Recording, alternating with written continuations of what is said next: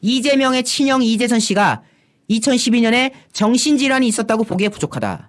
이 당시에 이재명 성남시장은 자기 친형을 정신질환으로 강제 입원하려고 했던 그런 상황이지 않습니까? 이게 아니라는 거죠. 아니 문제 없는 사람이었다. 라고까지 지금 딱 확정을 지어준 이런 모습들. 이재명이 정말 골치 아프게 생겼습니다. 어떤 내용인지 하나하나 보겠습니다. 하얀색 검식 까맣게 추천부터 눌러주시면 좋겠습니다. 법원이 이재명과 이재명의 친형 이재선 간의 갈등을 다룬 책 굿바이 이재명 이 책에 대해서 판매 및 배포 금지해달라는 민주당의 가처분 신청을 받아들이지 않았습니다. 법원은 이재선 씨가 이재명의 성남시장 재직 당시인 2012년 정신질환을 앓고 있었다라고 보기 부족하고 이를 소명할 만한 객관적 자료가 없다는 판단도 내렸습니다. 즉 멀쩡한 사람 잡았다 이겁니다. 법조계에 따르면 서울 북부지법 민사 1부는 전날 민주당이 굿바이 이재명 출판사 지우출판을 상대로 냈던 도서출판 발송 판매 등 금지 가처분 신청을 기각했습니다. 굿바이 이재명은 장영하 변호사가 이재명을 둘러싼 각종 의혹들을 정리한 책인데요. 이재명과 친형 간의 갈등, 또 이재명의 조폭 연루설 등등 국민들이 관심 가져하고 또 이재명 입장에서는 민감한 내용들이 다소 담겨 있다고 합니다. 저도 보니까 깜짝깜짝 놀란 부분들이 있어요. 자, 재판부는 말합니다. 공직자의 도덕성, 청렴성이나 그 업무 처리가 정당하게 이루어지고 있는지는 항상 국민의 감시와 비판의 대상이 돼야 된다. 감시와 비판 기능은 그것이 악의적이거나 현저히 상당성을 잃은 공격이 아닌 한 쉽게 제한돼서는 안 된다. 이거 이재명 들으라고 한 말입니다. 정신 차려 이재명 이거예요. 공직자의 도덕성, 청렴성, 그리고 그 일의 정당성 이런 것들을 감시하고 비판하는 것은 당연한 기능이다. 근데 그 책에 좀 자기 불리한 내용이 있다고 이걸 막는다? 택도 없는 소리. 이 책은 문제될 게 없다라고 말을 하는 겁니다. 민주주의 정치제도에서 표현의 자유가 갖는 가치와 중요성, 공직선거에서 후보자의 공직 담당 적격을 검증하기 위해 표현의 자유를 보장하고 정당한 의혹 제기를 허용할 필요성, 국민의 알 권리를 보장해야 할 필요성 등에 비춰봤을 때 이 서적 내용이 공공의 이익을 위한 것이 아니라거나 이재명 후보에 대해 악의적이라거나 현저히 상당성을 잃은 공격이란 점이 충분히 소명됐다고 보기 어렵다. 이게 뭐 어렵게 말했지만 쉽게 말하면 됩니다. 이 내용은 공공의 이익에 반하는 게 아니다. 그리고 악의적이지 않다. 요건에 어긋나는 그런 책의 내용이 아니다. 충분히 표현의 자유 하에서 판매되고 알려질 만한 내용이다 라고 지금 판시를 한 겁니다. 자, 그리고 민주당 측에서 문제 제기한 점을 법원 측은 받아들이지 않았습니다. 민주당에서 제기했던 문제가 뭐냐? 친형 이재선 씨 강제 입원하려고 했다는 내용에 대해서 그거 강제 입원을 시키려고 했던 게 아니다. 이재선 씨가 공무원에게 직접 업무 지시를 하고 가족들을 상대로 협박 폭행을 하는 등 비정상적인 상태를 보였다. 그 사람 정신질환 앓고 있던 게 맞다. 절대로 멀쩡한 사람 강제 입원시킨 게 아니다. 라고 이제 민주당이 주장한 건데요. 혹 때려다가 혹 붙였습니다. 재판부에서 쐐기를 박았어요. 응, 강제 입원 맞아. 이거예요. 당시에 이재선 씨가 정신질환을 앓고 있었다고 보기에 부족하다. 이를 소명할 만한 객관적 자료가 없다. 정신질환 발생이나 악화 등의 원인은 인생사에 있어 다양할 수 있는 점 등에 비쳤을 때 해당 내용이 진실이 아니라는 점이 소명됐다고 보기 어렵다. 즉, 이 내용이 가짜라고 말할 수가 없다. 지금 민주당에서는 강제 입원이라는 꼬리표를 떼고 싶지만은 강제 입원이 아니라고 어떻게 니들이 증명할 거냐. 증명 못했지 않냐. 이런 지금 셈이 된 거예요. 그러니까 지금 본의 아니게 판매 금지시키려다가 이재명이 정말 강제 입원했다고 해석될 만한 지금 상황이 또 도래한 겁니다. 대장동 건에 대해서도 소송 쟁점이 있었어요. 책에서는 이재명은 2012년 대장동의 개발로 성남시에 이익을 발표했으나 2021년 현재 수조 원의 개발 이익 상당 부분이 측근들의 몫으로 돌아갔다라고 이제 서술이 되어 있어요. 이걸 보고 또 민주당이 발끈한 거예요. 아니다. 대장동 개발로 인한 수조 원의 이익이 이재명 측 인사의 이익으로 된 사실이 없다. 측근들 뭐 돈 벌고 없다. 악의적이다. 이렇게 이제 주장을 한 거죠. 근데 여기 대해서 말합니다. 재판부가.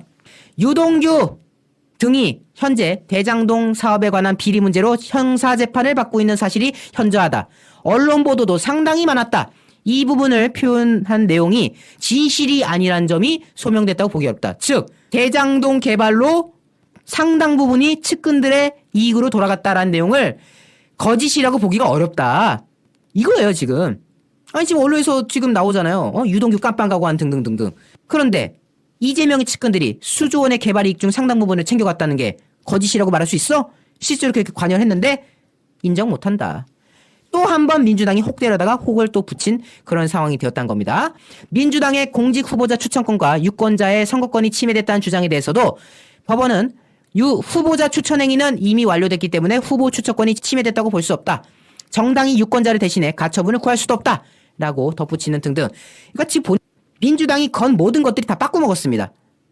이게 단순히 가처분 기각됐다, 아이고 기분 좋다 정도가 아니라요. 민주당의 주장을 법원이 전면 부정했습니다.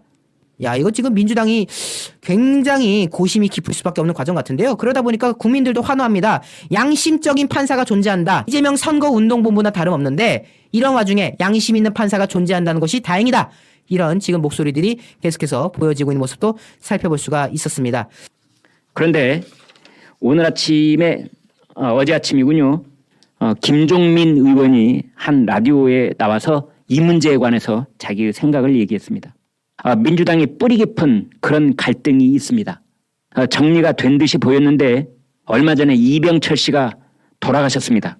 그런데 이 죽음을 둘러싸고 이른바 문파, 즉 친문 핵심 지지층 사이에서 이슈가 되고 있습니다. 이게 얼마나 갈지 또 얼마나 파장이 생길지는 모르겠는데 하여간 우리 민주당으로서는 해결해야 할 문제입니다. 저도 상당히 긴장하고 좀 지켜보고 있습니다. 상당히 긴장하고 지켜보고 있다. 김종민 의원이 하는 말입니다. 긴장하고 있다. 뭐 찻잔 속의 태풍처럼 그냥 신경 꺼도 돼, 무시해도 돼 이런 일이 아니라 긴장하고 지켜봐야 될 일이라고 그렇게 본인을 얘기를 했습니다.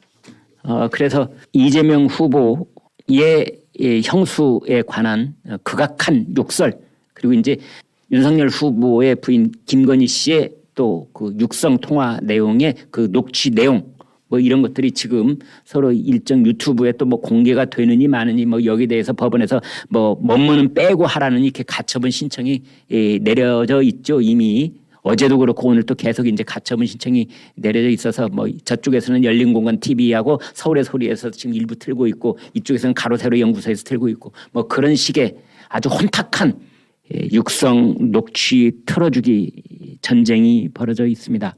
장영하라고 변호사비 대납 의혹 그 문제도 제기했고 그다음에 조폭들이 이재명 성남시장한테 20억을 상납했다라는 것을 지금 현재 재소자의 그 증언을 들어가지고 폭로를 하고 그다음에 최근에 베스트셀러 1위를 차지하고 있는 책을 낸 사람 있죠. 굿바이 이재명, 다시는 중앙정치에서 얼굴 보지 않았으면 좋겠어 라는 의미에서 굿바이 이재명 돼가지고 지금 장안에 공전의 히트를 치고 있는 장영하 변호사가 새로 공개한 녹취가 있는데 거기 보면은 이제 이재명하고 그 바로 옆에 부인 김혜경 씨가 있는 상황에서 형수인 박인복 씨하고 통화하는 그런 대목이 있습니다. 근데 뭔가 얘기가 오고 가는데 뒤에서 난데없이 하하하 이렇게 웃는 웃음소리가 들려요. 남성 웃음소리가 아니라 여성 웃음소리. 저는 들어봤습니다. 깜짝 놀라게 합니다.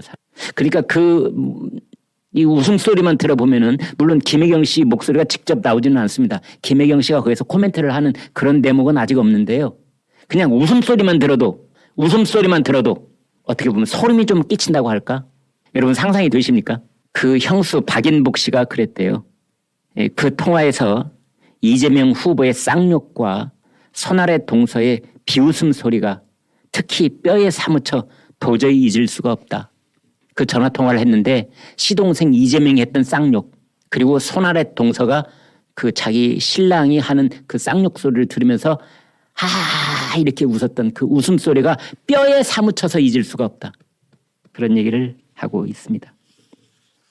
한편 지금 이제 대한불교 조계종을 중심으로 한 우리나라 불교계에서는 이른바 정청래 의원 해인사에서 그 이른바 이제 문화재 보호 명목으로 받았던 입장료 이것을 두고 정청래 의원이 지난 국감장에서 봉이 김선달에 빗대는 그런 얘기를 했다가 지금 일파만파 번져 있다는 얘기를 어제 말씀을 드렸는데요.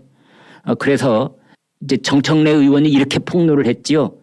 이핵관 이재명의 핵심 관계자가 나보고 와서 탈당을 하라고 한다더라. 이걸 폭로를 한 겁니다. 나는 죽었다 깨나도 난 탈당할 생각 없다. 이게 이제 정청래 의원의 입장인데 오늘 조응천 의원이 그랬습니다. 선당 후사의 생각으로 정청래 의원이 탈당해달라.